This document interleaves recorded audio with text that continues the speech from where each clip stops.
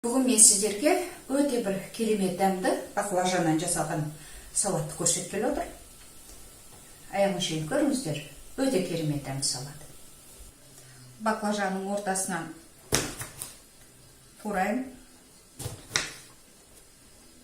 Енді қараңыздар, баклажанды тураған кезде мына қабы бірге кету керек сыртындағы.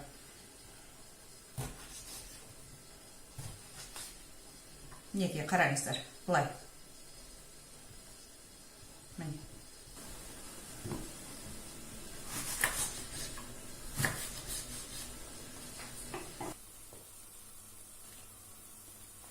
Баклажанымызды енді қайнап тұрған суға саламыз.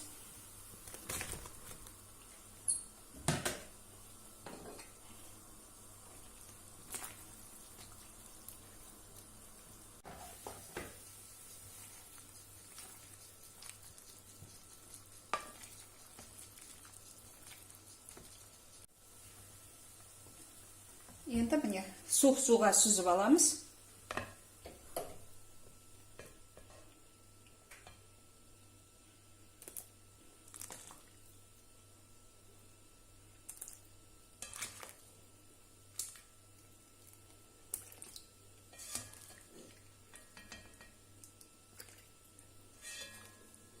Мен 4 минуттай ғана қайнаттым.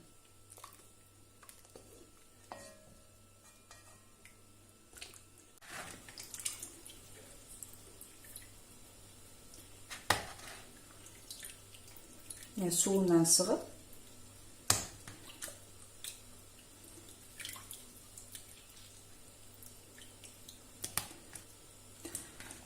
Ірі ғып турадық. Бағана көрдіңіздер, ірі турағана қандай кішірейіп қалды. Езілген де жоқ, сондықтан ірі ғып турасыздар.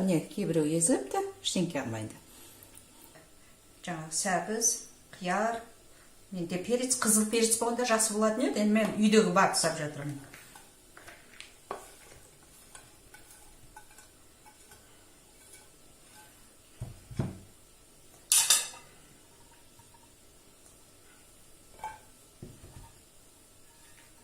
Укроп.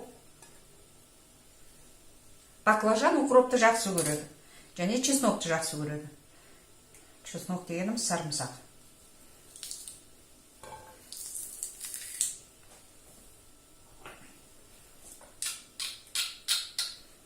Қияр, оның бәрін видеоның астына жазам. Мен енді кішкентай ғана жазып жатырмын, ал мен сіздерге 1 килограммға мөлшерлеп жазам. 1 килограмм мол жасайтын болсаңыздар, азайтатын болсаңыздар, жаңағы азайта бересіздер.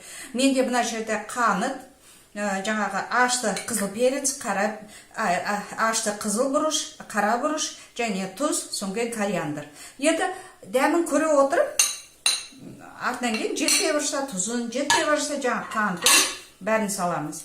Енді бір ас қасық мен соя соусын құям. 70% мына уксус, одан жарты қасық қана менің салатым аз. Жаңағы баклажаным, сондықтан аз толтырған жоқпын. Жарты ас қасық деуге де болады.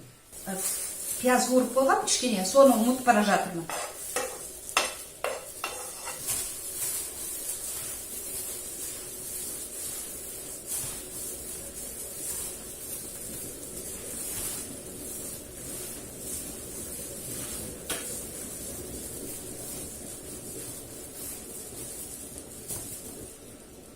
Ой, иісі керемет енді. Керемет болғанда керемет иісі.